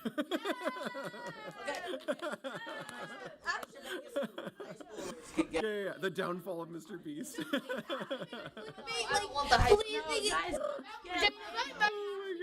In the future, that's Dude, it'll be like the only show on my YouTube channel that's ever been popular. Oh my gosh. You only would watch. No, I know. So Dan, Yeah, this is actually like a problem that I could make church about something you guys find that popular, and it would then become popular by proxy. To me, that's like selling out as a pastor. So if you guys are legitimately curious about it, I will talk about it, but that's not gonna be like because you paid for it, or we're not gonna do it on a Sunday. Daniel. It's an associated topic. We could cover it the same night if you want. There's legitimate like crime and problems when you branch out into those people that are close with Mr. Beast. Yeah. Like actual real criminal things they're getting away with right now. What? Yeah. Again, that's a topic for another day. Wait, can we please Yeah. make a topic of Mr. Okay. They put trends. Okay. So we have all the good stuff happening. He's on the arc. You guys nailed it. It's pride. That's what's going to hit him. So here we go. We're going to jump to the moment of pride. The moment where his pride tips the scale from I'm going to listen to God and I trust that God is the reason I'm being blessed to I trust me. I'm the reason I'm being blessed. And it's not an all at once thing. It's not like 100%, 0%. You get what I mean? Like, it's not 100% trust in God, then suddenly 0%. There's this moment in time where you slip from 50 to 51% trust in yourself, where you slip from 50% to 49% trust in God. Do you get what I mean? We're like, oh yeah, it's still about God. But suddenly, you are a bigger deal than God, just by that little bit. That teensy-weensy little I win out in this foot race in your heart. And that's when the first mistake happens. And for him, it ended up being a pretty big mistake. So, verse 16, but when he had become powerful, he also became proud, which led to his downfall. He sinned against the Lord his God by entering the sanctuary of the Lord's temple and personally burning incense on the incense altar. Now pause there for a second. I've got this little looping video going. This is the incense altar. This is a shot inside of a CG recreation of the temple. It's a place where only the priest could go. Now you could go to the temple, like outside the building in the courtyard. You could make your sacrifice there. You bring your sacrifice, you give it to the priest helps you with that. It goes up on the altar. You can pray to him. All that happens out in the courtyard. This first room is only for the priest. And this door up here you start to see coming into frame, this was only for the high priest. And this job of burning incense was a daily activity for the priests. They were on rotation, so everyone got a chance to go do this. And when you did it, not only did you have to be a priest, which means you came from a certain bloodline, but you also had to be pure. And you weren't pure on your own merits. You were pure by going through the process that God gave you, where by faith you entered into what God was granting you, purity that you did not earn. So there's like this whole list of qualifications that you have to go through and just be born into. And this king was born into a different bloodline. He was born into the kingly bloodline, which is an important bloodline, and he has an important job, and he's a very important man. But he wasn't a priest. He wasn't born into the priestly line. This was not his job. And if he wanted to make a sacrifice, he could. But he brought it to the priest, and the priest finished the job. And if he wanted to pray something and he was really earnest about it, he could bring it to the priest, and he could pray it himself, and he could ask the priest, go get me an answer. I want to hear a direct answer from God. And the priest would do it. But he goes in without asking, without permission, just barges in and does it himself. So this is a huge problem, a breach of protocol, and the biggest issue here is God doesn't just make these requirements like arbitrarily. He makes these requirements because you cannot be worthy on your own. And nowadays, post death on the cross, post-crucifixion, in the days we're living in, we go to Jesus Christ and he makes us pure. Again, not on our own merits, not based on what we can do, not based on our own, righteousness. It's his. And so just like that in the temple, it was the righteousness that God was granting through this process, through this ceremony. He was granting you righteousness you didn't earn. So the king not only isn't a priest, but he skips the ceremony. He's not even taking on like the whole thing the priest would have to do. He just jumps straight to the incense part. Straight to the part he wants. So essentially he is trying to steal something that is not his. He's stealing the position, he's stealing the right, he's stealing the job that wasn't his. All right, so then we see the priest react to all this. Verse 17, because remember Zechariah, the one he did respect, he's dead now. Zechariah's gone. So we got the next priest. This is the high priest Azariah. Azariah the high priest went in after him with 80 other priests of the Lord, all brave men. And you would have to be. Because in the past, when the priests stand up to the king, it's a bit of a coin toss on whether or not you're going to make it out alive. In many cases, you stand up to the king, you die. So these are all brave men. Verse 18, they confronted King Uzziah and said, it is not for you, Uzziah, to burn incense to the Lord. That is the work of the priests alone and the descendants of Aaron who are set apart for this work. Get out of the sanctuary, for you have sinned. The Lord God will not honor you for this. When you light the incense in the temple, or when you did it back in the day in the tabernacle, it was meant to be symbolic of the prayers of God's people rising up before him. Because the whole temple, the whole tabernacle, they were set up like the throne room of God in heaven. They mirror its positioning of things. And the Bible says that when you pray, it goes to the Lord. There is an actual occurrence in heaven when you pray. Isn't that cool? Like when you pray here on earth, you are actually doing something in heaven. So you're saying we have a body here and in heaven? Not a body. No. don't go too far with this. But the prayer arrives. It is a real thing when you talk to God. It is not just in your head. It's not like the prayer only exists here and God's here with you and that's why he can hear you. The Bible talks about your prayers being there. Isn't that cool? I like that. Now, it's not a body. No, it's not like you have a copy of yourself there and he like hears the copy saying the words. It's not like that. The prayer is there with him. He can really hear it. And so he says, I want you to burn incense here. This is like prayers in my throne room. And the way it's like it is really interesting. It comes from a single source, but it actually spreads and fills. When you light that incense, it's not only smellable, like right there, standing right over the table of incense. When you light the incense, it just blossoms up and it just fills the whole room, such that if you then open the doors afterwards, the smell like starts to leak out. You can smell when the doors are open.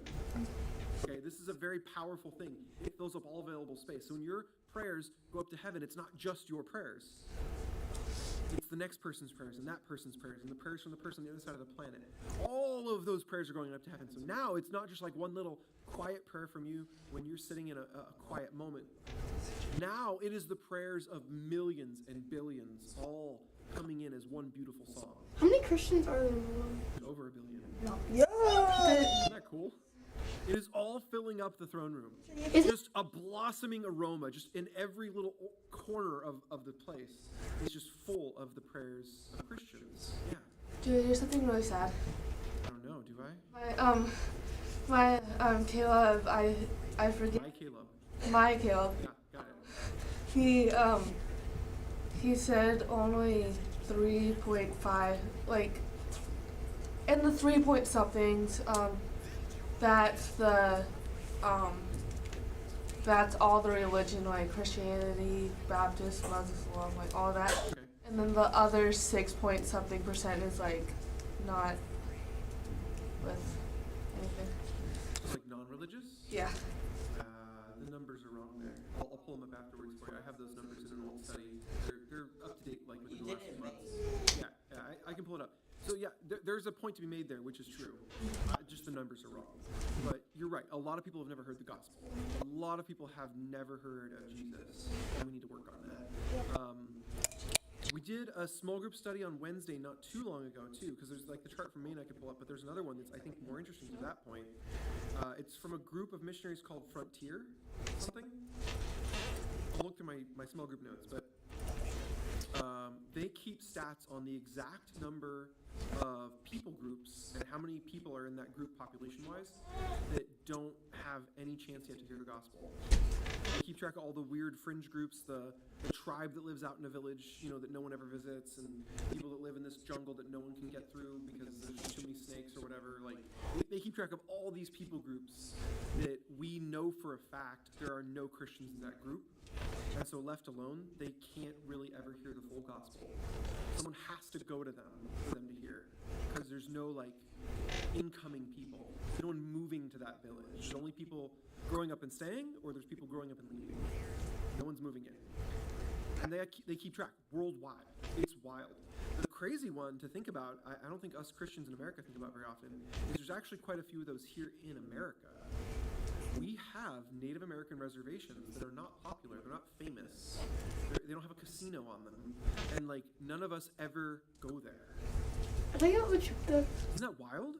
And like here in California, there's not that many. California is really populated. Most corners of California have a city in them. But other states are not that way. There are states that have huge chunks of land with like no cities, and there's reservations on those chunks of land. And people don't ever go to those reservations. And people don't ever move into those reservations. You either grow up and stay or you grow up and leave.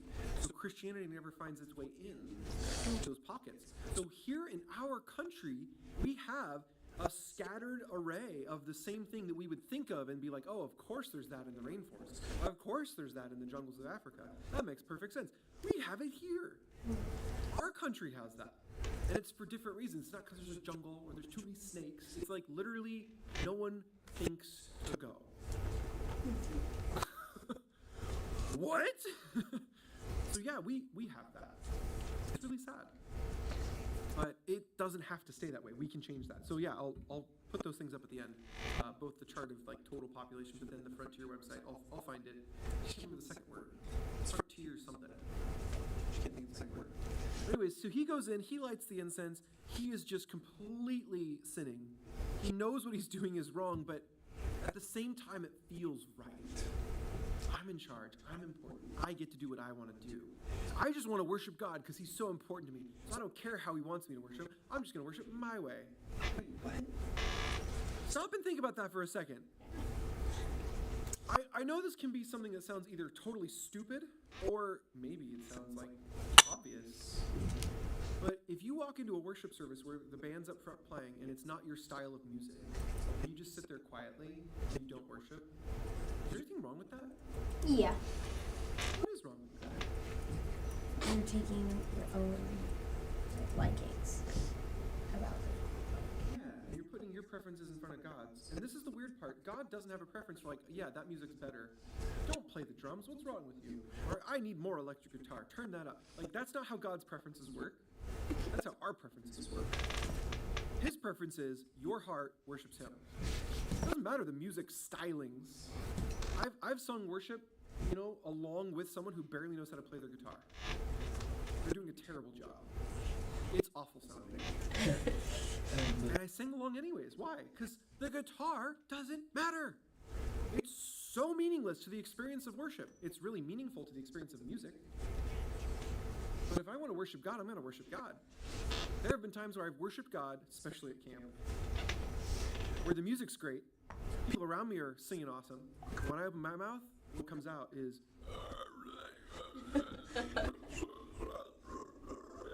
because I've lost my voice. Why? That's why. Because there's dust at camp, and my vocal cords are weak. Okay. So at the end of camp, I always find it. It's always back here in Chico. It's weird, right? Be like, just stayed home, I guess. So in that moment, I sure hope I'm not distracting anyone. Usually at Elevate, it's so loud, I can't be distracting anyone. There's no way. But if God was measuring the musical qualities, he would tell me to shut up. Okay? He would literally come down from heaven and be like, Daniel, please, for the love of me, stop. Stop. God doesn't take his own name. That'd be weird.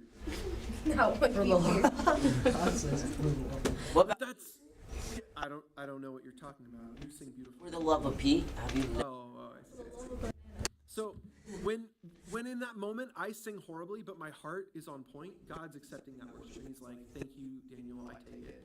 I'll take it. That's beautiful to me." When I'm singing beautifully and my heart is not in it, God's like, "Shh, that person behind you, they're actually worshiping. Can you quiet down?" So the real issue isn't just my preference. The real issue is my heart condition going to be based on the Lord or based on me? Am I going to allow the way I feel in the moment? Am I going to allow what I'm thinking to dictate whether or not God is worthy? Nope. Maybe. That's hard. That's like 2 layers of submission, because you have to let the music not be the issue, and then you have to let yourself not be the issue. And that is doubly hard. Because God's always worthy.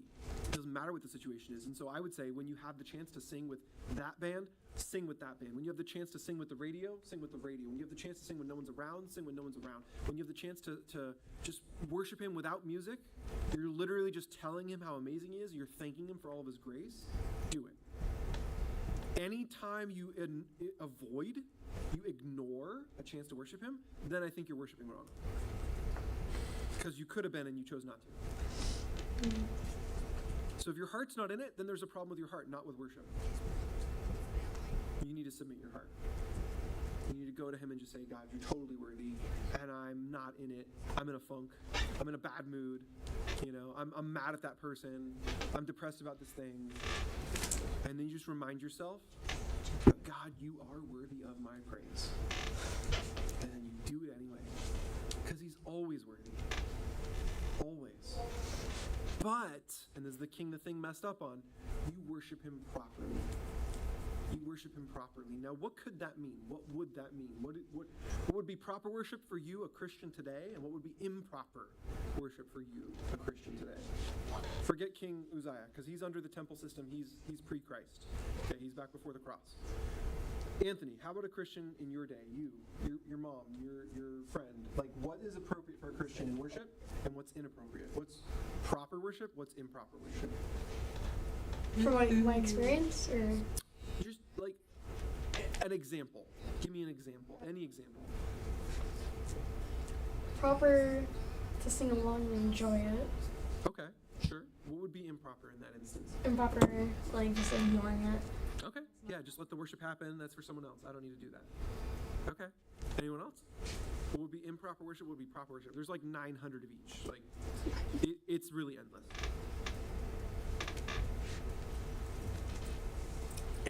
Any example at all? You're on your phone during worship. Yeah, okay, that's a good one. Yeah, I'm singing too. I'm singing, yeah. I remember these lyrics, yeah. Let's yeah. Yeah, distracted worship. God, you're worthy of everything except all of my time. Except all my time.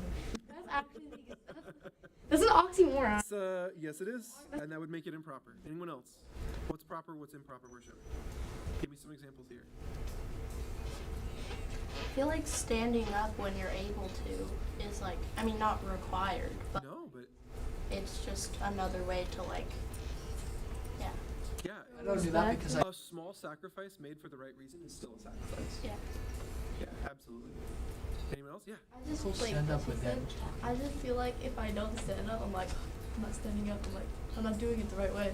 Well, okay, I don't want you guys to be in a head trip. I don't want you guys to get guilty about worshing wrong, okay?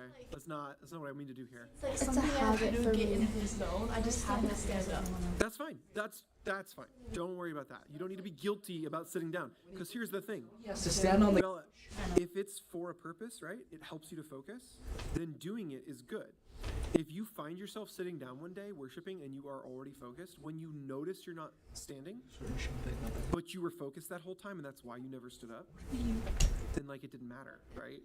Right, that time at least. I just feel like that's something I could like at least do. Yeah.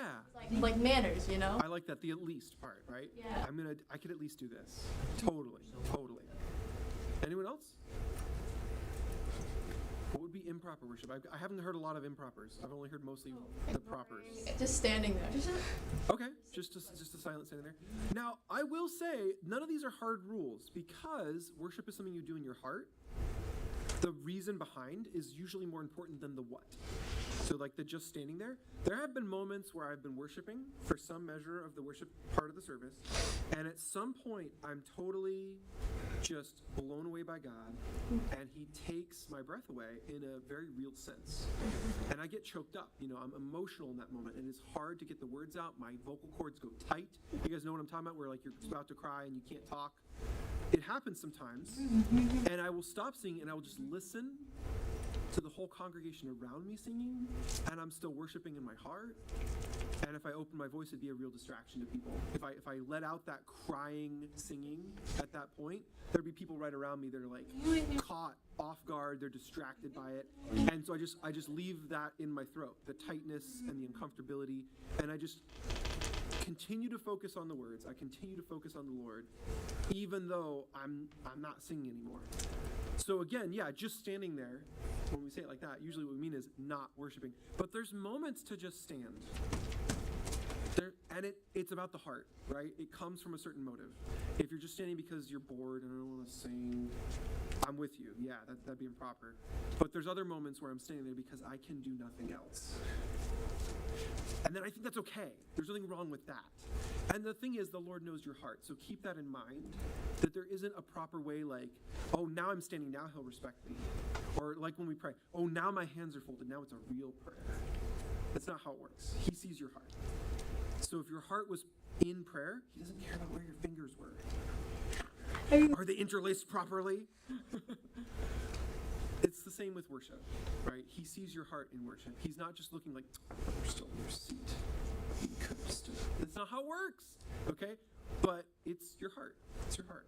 What else would be improper worship?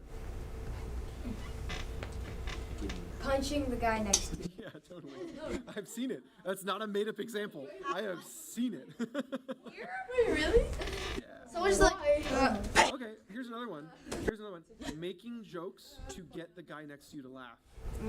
Oh my goodness. I have seen that one Giggling. over and over. During worship, they're standing, but they just keep talking and giggling, like, just get out. Like, honestly, I want to punch. It really needs to be like Victoria and God are alone in a room during that time. You know what I mean? Yeah. And that guy who's messing with the other guy, each of them. High schoolers do it so much. But this is the thing. This is the thing. I know it's hard, but there's another layer here. Totally agree. And they think it's Like this. Like this. This right here is disrespectful. Guys, we didn't ask for examples. We asked to be told examples. Yeah, it's different. It's different. Hey, Mike, you stop. I was serious about that part. So I'll layer one more thing on this. To you who try to worship during a time of worship, you have an extra responsibility when there's other people in the room who are not. They're not trying to worship. And the responsibility is that you do one of two things, and you can sometimes do both. So one of them is worship anyways. Still do that. You build up your steeled demeanor. You build up your thick skin. You build up your ability to just overly focus on God and nothing else. Number two, gently remind them what the heck is going on. Gently remind them, because sometimes they really get into their head. They don't. This is singing time, and some people get to do singing, and some people don't like to sing, and that's okay. And they really do think, like, well, if it's singing time and I don't sing, then I don't have to do anything. It's like, if you don't want to sing, that's fine, but it's worship time. God deserves it, so you should go for it. Give them a gentle reminder, but you don't have to do it 2 times or 3 times or 4 times. Like, you're not the leader. Don't worry about it. Once is plenty for you. The thing is, I would. No. I didn't say it would work. Didn't say it would work. Though. Okay, but they're your peer. And here's the thing. When a leader tells someone who doesn't want to worship, Thing about it, I do it, and let me finish, Victoria. Let me finish. When the leader tells that person, the leader has a responsibility to follow up. Okay? That's on them. And if they don't do it, that's also on them. But I gotta tell you something that is true that you might not realize. Teenagers care what their peers think. Anyone want to contradict me? Anyone want to tell me I'm dumb and stupid and I'm wrong? Dumb and stupid and wrong. Yeah, well now you're all liars. Okay. Teenagers care what their peers think, and I guarantee you, if every girl in the group told every guy in the group, or everyone worshiping told everyone who wasn't worshiping, this is a respectful time, please respect it. The Lord's worth it, you should be worshiping too. I guarantee you they would shape up way faster than if the leaders came over and tapped them 20 times. Why? Because teenagers care what their peers think.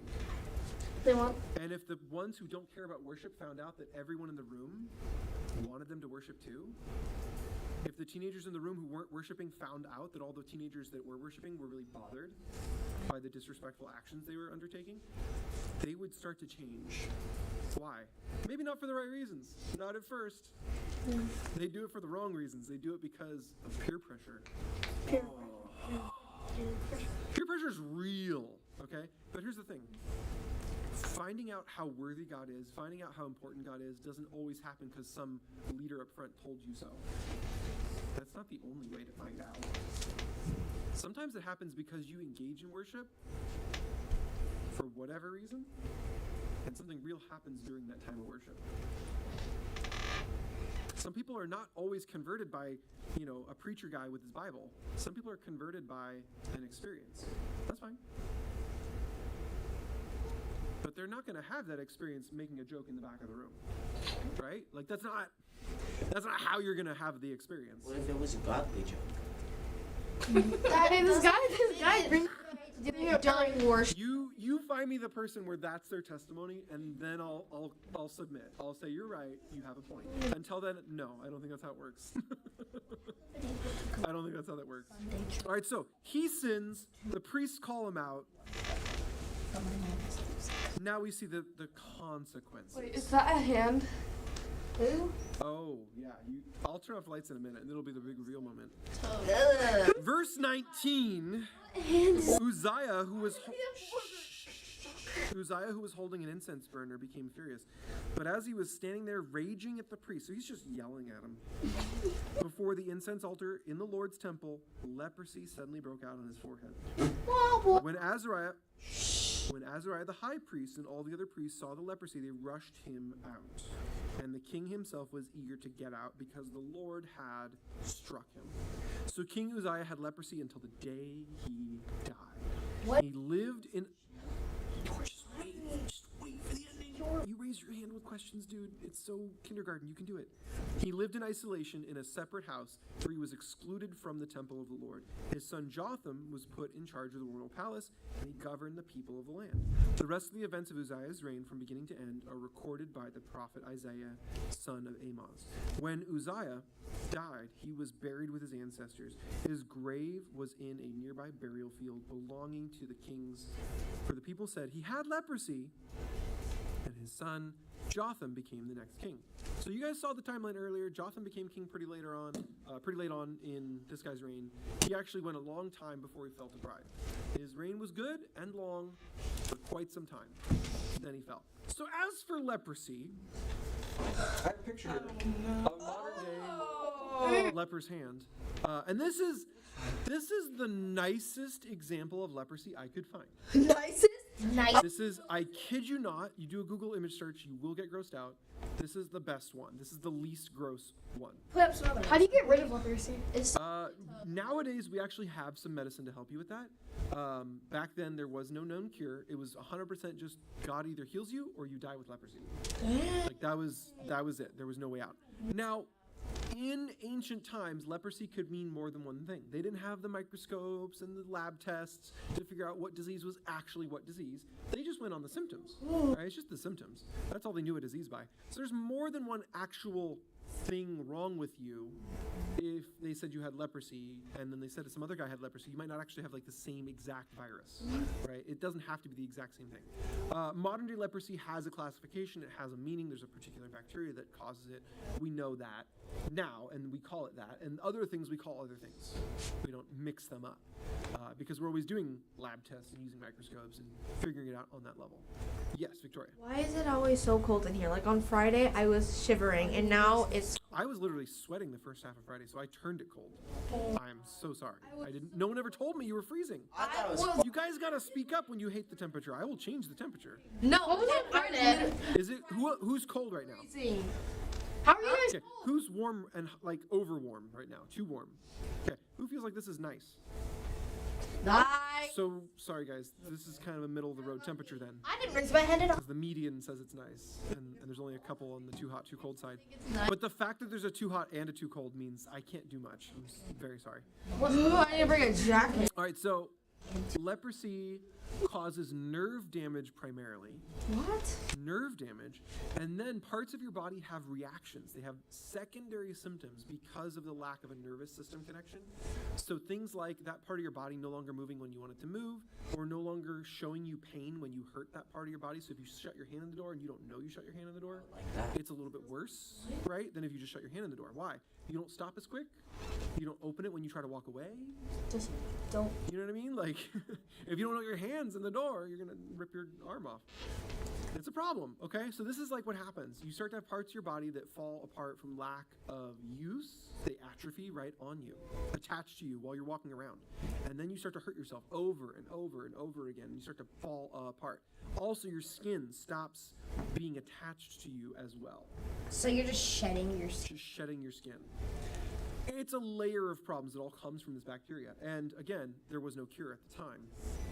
So this is a withered up hand. You can see her joints. This is a woman's hand. You can see the joints here are oversized. This would be like an arthritis type condition where the joints get fatter from the abuses of knocking that hand around. You can see they're bending the wrong directions in some cases, again, from injury. But this is actually a minor case in the sense of she hasn't lost any fingers yet. It's incredibly common for lepers to be missing fingers and toes. Very, very, very common. That's totally normal. They don't always heal up properly when they come off either. So sometimes, because the skin is falling off, it doesn't heal over, scab up and form new skin, like an amputee would have. An amputee typically would have like normal looking skin around where that joint used to be. Lepers don't always. They often have, bad wounds that just stay bad on the end of wherever that body part came off. And this causes, again, secondary symptoms. You can get gangrenous infections there where it doesn't heal over properly. And so this will kill you faster now if you have these these secondary infections. The other problem is the bacteria was infectious, other people could catch it, and your skin is falling off, so you have like a way for bacteria to transfer off of you and be picked up by other people. And so just being in their house, you know, like picking up their laundry and like doing laundry for them, that kind of thing could infect you. And so they were not only sick, they were also socially outcast because no one wanted to catch this off them. Wow. So they were pushed out of society. They were asked to live in other places from other people. Yeah. Oh wait, did the animals could animals catch it? I don't actually know if animals could catch leprosy. It is a bacteria, so I imagine they could. Oh. Bacteria aren't as particular, say, a virus. Viruses work on the DNA level. They need the host to have something matching their DNA so they can infect them and trick the cells into making more of them for them. Viruses don't self-replicate. They use the host cells to replicate. Pretty sure only some animals can get leprosy. Thank you. Yeah, that would make some sense. Bacteria is like a microscopic single-cell organism, so it can do things on its own. It can replicate on its own. It can digest, you know, things from its host.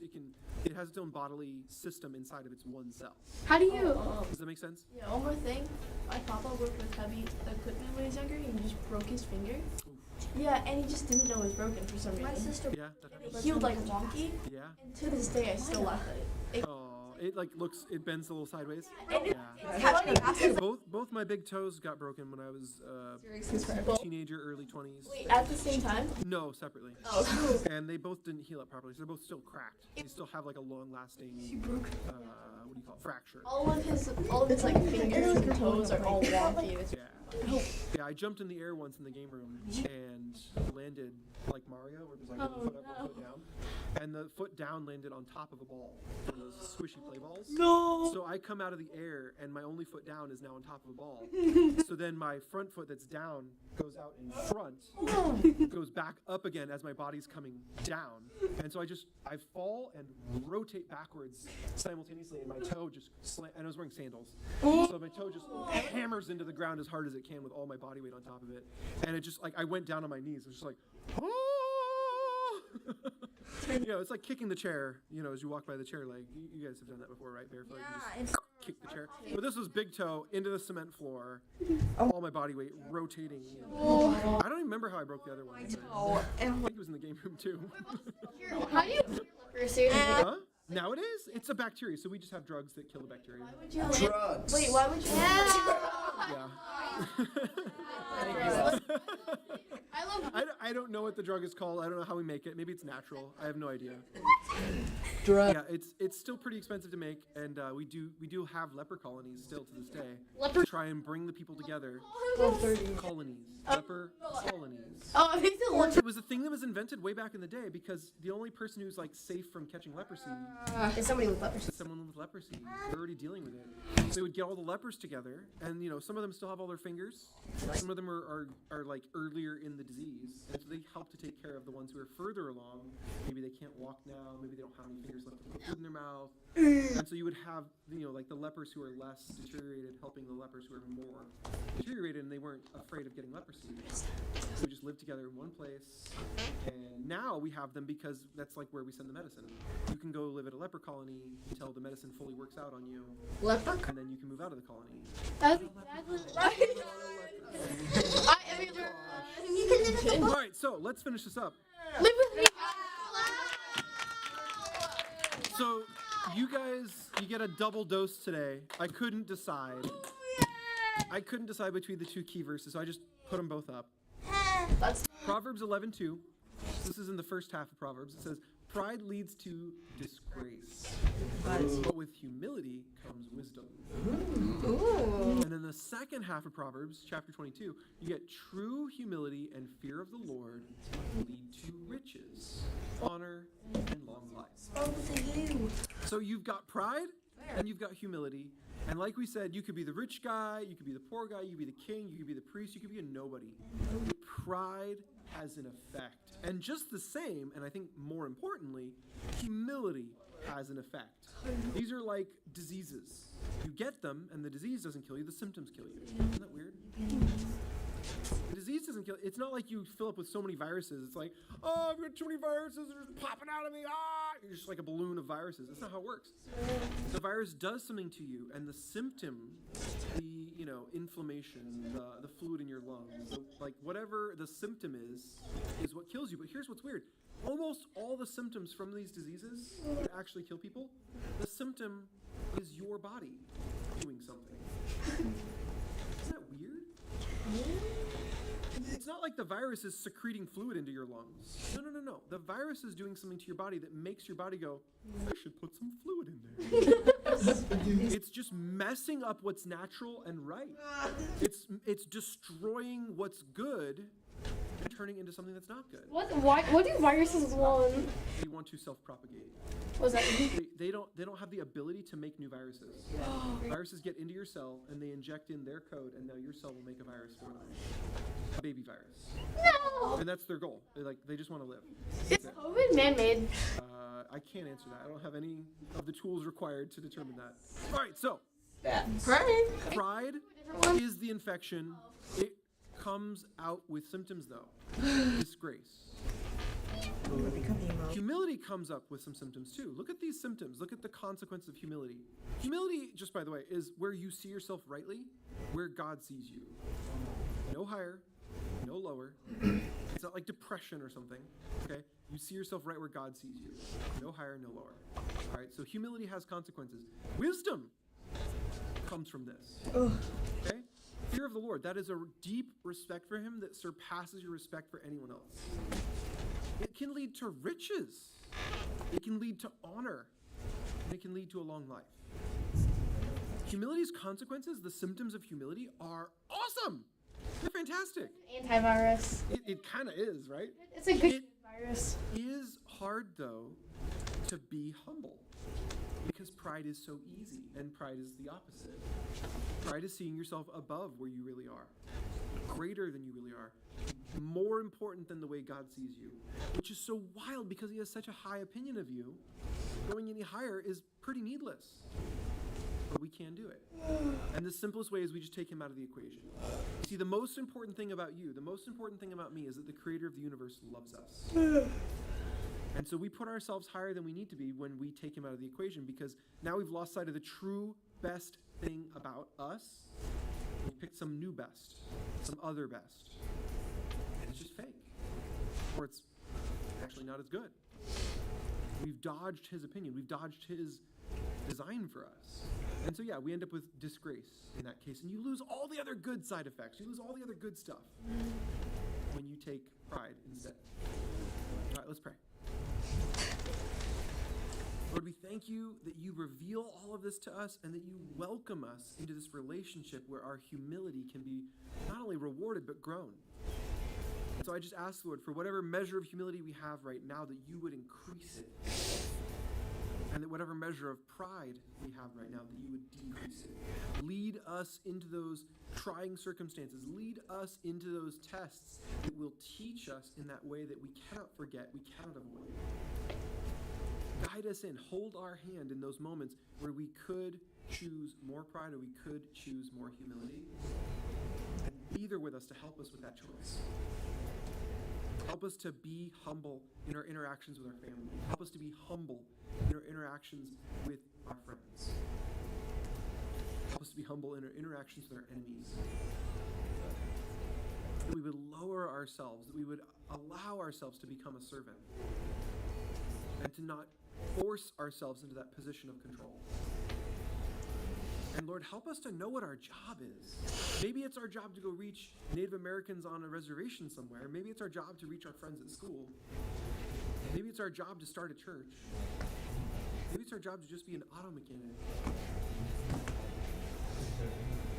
Whatever it is, God, help us to see it and to know that our mission field is there, that our job is to bring light into that place.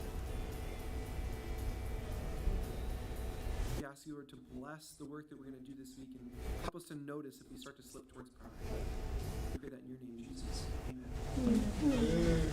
I love you guys. Have a great rest of your Sunday. I will see you on Wednesday. And if you missed it, topic nights have started. We're here every Friday this month from 6 to 10. No, we're not doing Mr. Beast this week.